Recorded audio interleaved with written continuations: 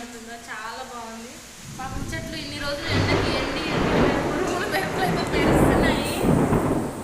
ఉరుములు మెరుపులు అయితే గట్టిగా వస్తున్నాయండి.